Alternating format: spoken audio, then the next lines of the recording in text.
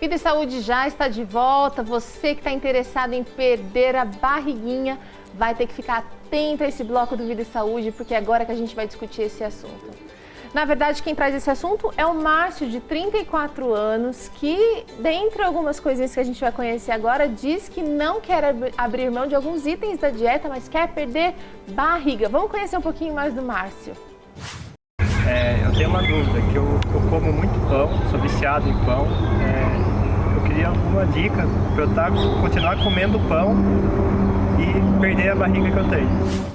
Muito bem, Márcio. Olha, você está interessado em ter saúde, perder sim um pouquinho dessa barriga e não quer abrir mão do pãozinho branco. Olha, para discutir o seu assunto, a gente trouxe aqui no Vida e Saúde, Dr. Everton. Obrigada pela abrir um espaço na sua agenda, estar aqui com a gente de novo. Você que é tão estudioso, que está sempre ligado ao que há de melhor, o que há de mais novo na medicina. Obrigada por estar aqui com a gente, viu? Obrigado, Teiro, pelo convite. Temos também a doutora Marina, que é nutricionista, está aqui, acho que vai dar uma mão e tanto para a dúvida do Márcio, que é perder barriga sem abrir mão do pãozinho branco. Ele diz que come muito, gosta muito. É possível, doutora? Primeiro a gente tem que entender que, na verdade, o ganho de gordura abdominal, ele não é pontual, a gente engorda de uma maneira geral. O pão branco, que é tão mitificado, que engorda, porque na verdade a nossa população, a nossa cultura brasileira, a gente costuma comer muito pãozinho branco. Mas não é o pãozinho branco, é o excesso, porque a gente engorda com o que a gente come a mais do que a gente gasta. Então, em tese, ele não precisa abrir mão do pão branco. Lógico que a gente também tem outros aspectos.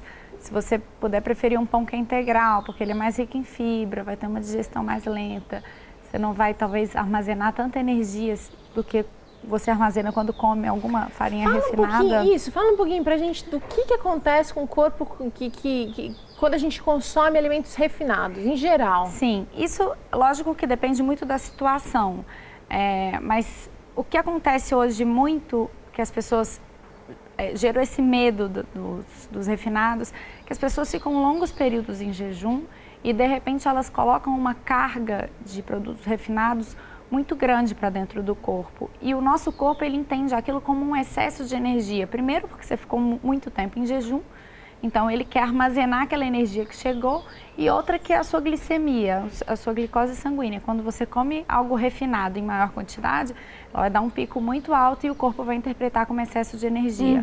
Como ele não desperdiça essa energia, ele armazena. E a forma de armazenar energia no corpo é em forma de gordura. Doutor, por que a energia é armazenada mais aqui? Ela acabou de falar aqui, a doutora Marina acabou de falar, a gente engorda de uma maneira geral, mas a gente percebe, principalmente as mulheres também, acho que não é só uma dúvida sua, Márcia, a gente armazena muito nessa região. Inclusive, a gente é feita uma medição, né, da gordura, da circunferência abdominal, né? Olha, eu só posso dizer que também é uma luta. Para mim, assim como para muitas pessoas, é multifatorial o que vai acontecer. E muito do que a doutora Marina falou aqui, o organismo ele tenta, ele assimila esses longos períodos como se fosse, olha, eu estou desesperado, ele não tem olhos, ele não tem um cronograma que o cérebro consiga dizer para ele, olha, calma, que daqui a algumas horas você vai ter alimento, e ele estoca tudo. E assim, o que acontece? Quando você tem uma sobrecarga de produtos refinados aí, talvez você entre aí um ponto, é um tipo de energia de fácil assimilação. Então, a insulina, o pâncreas, ele libera mais substâncias, tanto o pâncreas endócrino como o pâncreas exócrino. O exócrino para liberar substâncias para tentar dissolver esse tipo de carboidrato, e o endócrino para liberar mais insulina. E quando libera insulina, essa insulina ela vai num pico muito alto. E quando ela vai num pico muito alto, ele acaba superacumulando isso, e talvez o maior problema para a parte médica é a questão da formação da gordura visceral.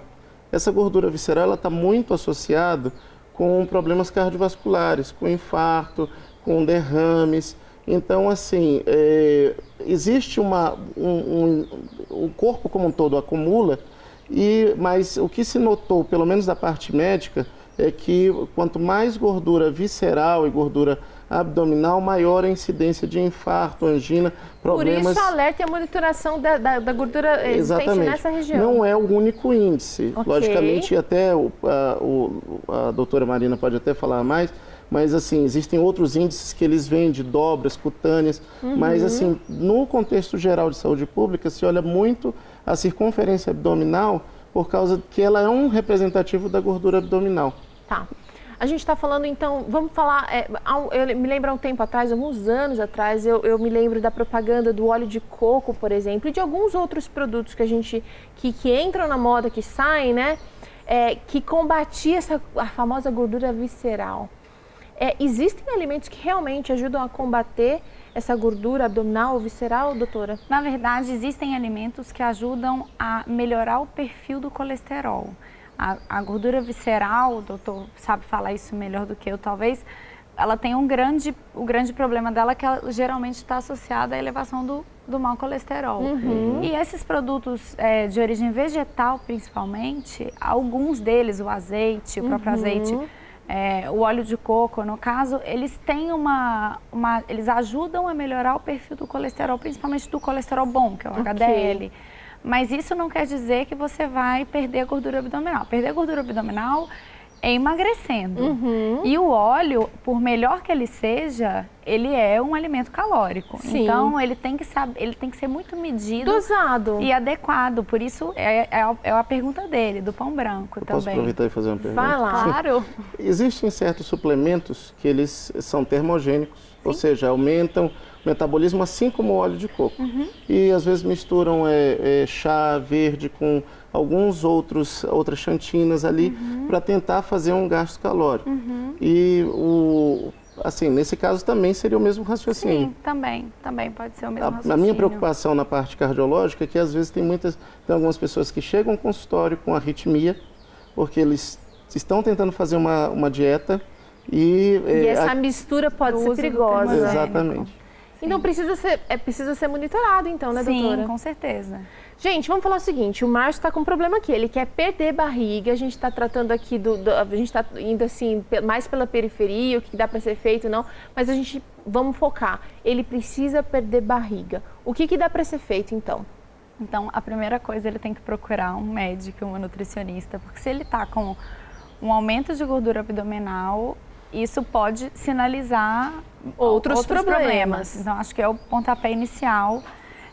O médico para, lógico, cuidar dessa parte, principalmente, e o nutricionista para conseguir colocar o pãozinho branco na dieta dele, que ele não abre mão, e diminuir a ingestão calórica dele. Certo. Né? A prática de atividade física para redução de gordura abdominal, principalmente, é muito efetiva. Então, eu sugiro que ele também procure Comece um profissional. a pensar nisso também, Márcia. Exatamente, mas não fazer longos jejuns, tentar comer, fazer intervalos menores, lógico que pequenos lanches entre as grandes refeições é muito importante.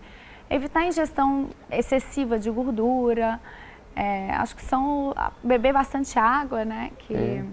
A única coisa... Você citou uma coisa interessante, doutor, que pode atrapalhar a perda de peso e que, inclusive, é um problema que você enfrenta. Isso. Tanto eu como muitos colegas também, eu já tentei fazer um mapeamento. Olha, onde eu preciso melhorar também. Lógico, precisa muita coisa, melhora exercício físico, mas descanso. Muitos plantões, isso daí às vezes desregula a parte hormonal, a parte como o organismo até assimila a queima de gorduras. E eu já notei que já reduzi pela metade, eu acho que é a carga de trabalho do que seria, e dá para notar que o organismo ele vai respondendo de maneira adequada. Então não adianta às vezes a pessoa comer assim, eu vou comer a quantidade de calorias certas, mas comer 10, 11 da noite, porque isso daí vai atrapalhar o organismo. E normalmente quem trabalha à noite, trabalhos noturnos, eles são realmente, acaba desregulando o ciclo circadiano mesmo, né? A pessoa não, fica com uma irregularidade que vai gerar algum desgaste. Com certeza. É lógico que é assim, a gente tenta balancear né? O máximo possível, né? Senão não tinha gente na emergência, na UTI de madrugada, quando todo mundo pode passar mal, né? Mas com certeza o máximo que a pessoa puder fazer isso também. Eu estou experimentando da minha parte para tentar reduzir o máximo possível. Eu acho que tentar manter um ritmo de trabalho que seja mais próximo do que seria o natural do fisiológico, respeitando o organismo. Agora, só um detalhezinho que eu acho que eu diria, assim, não do fato do pão branco. Às vezes eu tenho um paciente que ele chega no consultório e ele diz assim, doutor, eu quero pegar e eu quero ficar bem do meu colesterol, mas eu não quero parar de fumar. Eu quero pegar e ficar bem disso, mas, por favor, não tira de mim a minha picanha com a gordura ali em cima. Eu quero dormir bem, mas não tira meu cafezinho. Então, às vezes a gente tem que também fazer perdas e ganhos. Às vezes você está fazendo um esforço tão grande e às vezes a pessoa desanima, não consegue alcançar os seus resultados e acaba largando tudo. E às vezes você mudar algum tipo talvez não seja o pão branco, talvez seja alguma coisa ali, é o que falta para a pessoa ter um equilíbrio corporal pleno. Exatamente. E que às vezes ela está se atrapalhando indiretamente.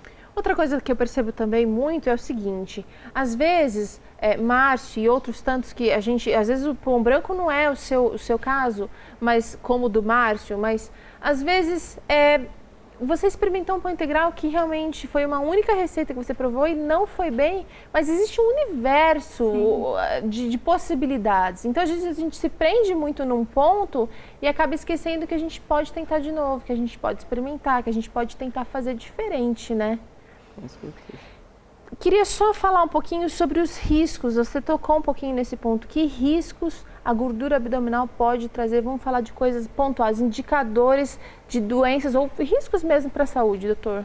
Então, assim, existem os riscos diretos do ganho de peso ali, que seria o quê? Um estresse maior em cima do joelho, um estresse maior em cima das juntas, com maiores problemas ortopédicos. Agora, o que acontece?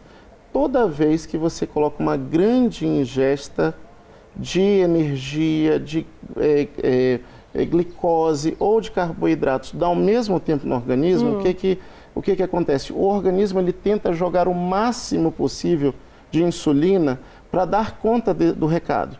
E o que vai acontecendo com o passar do tempo? Essa insulina ela vai perdendo o poder dela, a força dela. Então a pessoa, às vezes é muito comum nós fazermos teste de tolerância à glicose e fazer a dosagem de insulina.